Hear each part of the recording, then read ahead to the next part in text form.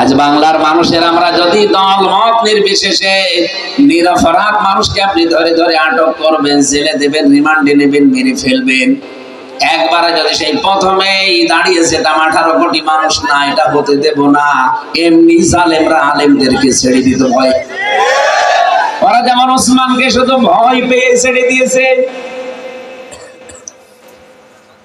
আমার তো মনে হয় এখন বাংলাদেশের জন্য সবচাইতে বড় দায়িত্ব যারা ইমানদার দাবি করেন, যারা আল্লাহর সন্তুষ্টি চান, যতগুলো মানুষ বিনা কারণে 17 বছর জেল খাটে, তাদের পক্ষে একটা আওয়াজ অন্তত তোলা দরকার যে তাদেরকে মুক্তি করা না পর্যন্ত বাড়ি যাব না।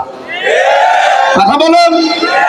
আব্দুল সালাম পিন্টু সাহেব যদি 17 বছর পরে ছাড়া পায়, গিয়াসউদ্দিন মামুন সাহেব যদি 17 বছর পরে ছাড়া পায়, লুৎফুজ্জামান বাবর যদি 17 বছর পরে ছাড়া পায়, জনাব এটিএম আজহারুল ইসলাম কেন 17 বছর পর মুক্তি পাবে না?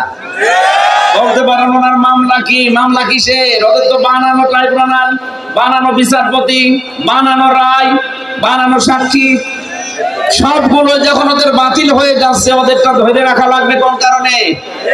কথা বলুন। যদি ধরে রাখতেন তাহলে আব্দুল সালাম পিন্টুকে আপনি মুক্তি দিলেন কি করে? লুৎফুজ্জামান বাবরকে মুক্তি দিলেন কি করে? ওদেরকে যেভাবে দিয়েছেন তারাও তো ফাঁসির আসামি ছিল। ওদেরকে যেইভাবে দিয়েছেন, আমরা 18 কোটি মানুষ ওই 1399 জনের মতো আজকে সিদ্ধান্ত নিয়ে যাব, এটিএম আজহারুল ইসলামকে মুক্তি না দেওয়া পর্যন্ত আমাদের মুক্তি নেই। আমরা আল্লাহর সন্তুষ্টি চাই না?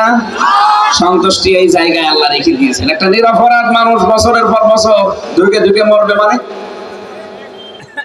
আমাদের কিছুই করার নেই, হাত পা গুটিয়ে বসে থাকবো না।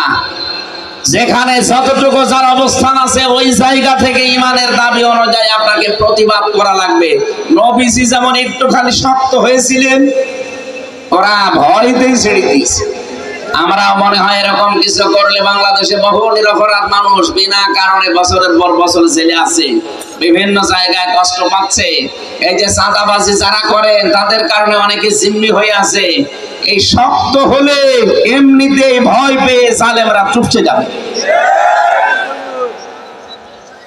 যে কথাটা বলার জন্য পর্যন্ত এসেছিলাম, জালেমরা যদি ক্ষমতা পায়, বিলকিস রানী শোনাচ্ছে তার সভাসদ বর্গদেরকে যে সুলাইমান নবী বোঝাতে চাচ্ছে সে একজন জালেম। উনি যদি আসে তাহলে ফিতনা সৃষ্টি করবে, ফাসাদ সৃষ্টি করবে, আর সম্মানিত তোমরা মানুষ যারা তাদেরকে ধরে ধরে অপমান করবে। তার মানে এ দেশে যারা এই কাজগুলো করলেন, আপনি বিশ্বাস করতে পারেন আপনি একজন জালেম। কথা বলে না কেন? আগামীতে যারা আসবে তারা যেন বিশৃঙ্খল কোনো পরিবেশ তৈরি না করে। আলা তাফসিদু ফিল আরদি বাদা ইসলাহিহা, সংশোধন হয়ে যাওয়ার পরে, শান্ত হয়ে যাওয়ার পরে অশান্ত করার জন্য যারা চেষ্টা করবে ওরা আল্লাহর টার্গেট। জালেম যেমন আল্লাহর টার্গেট। পরিবেশ শান্ত হয়ে যাওয়ার পরে কেউ যদি বিশৃঙ্খলা তৈরি করে, অশান্ত পরিবেশ বানানোর চেষ্টা করে, ভীতিপূর্ণ অবস্থান তৈরি করে, সেও আল্লাহর টার্গেট। ভালোই তো চলছিলাম আমরা, হঠাৎ করে আপনি কোথা থেকে নতুন নিয়ম চালু করে দিলেন সারা দেশে। এখন একযোগে বিভিন্ন জেলায় চলছে চাঁদাবাজি, একটা আতঙ্ক না? কথা বলে না। গত পরশুদিন গাইবান্ধার জজের কাছে পর্যন্ত 50 লাখ টাকা চাঁদা চেয়েছে একজন।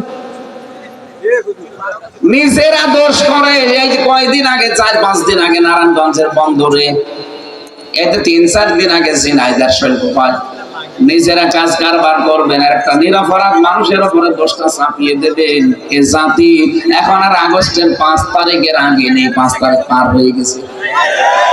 কালো চশমা আমাদের চোখে এখন আছে, এখন একেবারে ফকফকা দেখতে পাচ্ছি। জাতিকে কিন্তু আর পাগল ভাববেন না। সুতরাং আমরা যেন সাবধান হয়। আর গোয়েন্দা বিভাগের রিপোর্ট জানেন, আমি কয়েকদিন আগেও কথা বলেছি, তারা বলছিল যে সব আমাদের লক্ষ্য দর্পণে আছে, আমরা দেখছি এদেশে কে কেমন কাজ করে। আপনি কি মনে করছেন যে আমি নারায়ণগঞ্জের বন্দরে চাঁদা চেয়েছি রাত্রে কেউ জানে না? কে বলেছে জানে না? আপনি পায়খানায় বসে কি করেন তাও তারা দেখতে পায়। এমন কিছু তাদের হাতে আছে। আমি তো নিজে রিমান্ডে দেখেছি, আমার ম্যাডাম কথা বলেছে, কোথায় সে সাতক্ষীরায় একজনের কাছে, যে এই কাজটা করলে কেমন হয়। ওরা ভিডিও আকারে আমার রিমান্ডে দ্বিতীয় দিন দেখাচ্ছে, এই দেখেন। আপনি বলেন যে কিছু না দেখেন তো, আপনি যেখানে চা করছেন এখন তো আরো উন্নত। এই জন্য সাবধান, ওরা কিন্তু সব পর্যবেক্ষণ করছে, সব দেখতে পাচ্ছে কে কি করে। আপনি নিজের পায়ে এখন নিজে কুড়াল মারবেন না। বারবার ভিডিও মাত্র পাঠাচ্ছে, দেখছেন না যে থামেন থামেন আর কত। সুতরাং নিজেরা কাজ কারবার উল্টা পাল্টা করে যদি কোন সাধারণ মানুষ, নিরপরাধ মানুষের উপরে চাপিয়ে দেন, সূরা নিসা 112 নম্বর আয়াত, ওমাই ইয়াকসিব খাতিআতান আও ইসমান সুম্মা ইয়ারমি বিহি বারিয়ান ফাকাদ ইহতামালা বুহতানা ওয়া ইসমান মুবিনা। আল্লাহ পাক বলেন, অনেক মানুষ এমন আছে নিজে অন্যায় করে আরে দোষটা একটা ভালো মানুষ, নিরপরাধ মানুষের উপরে চাপিয়ে নিজে ভালো সাজে।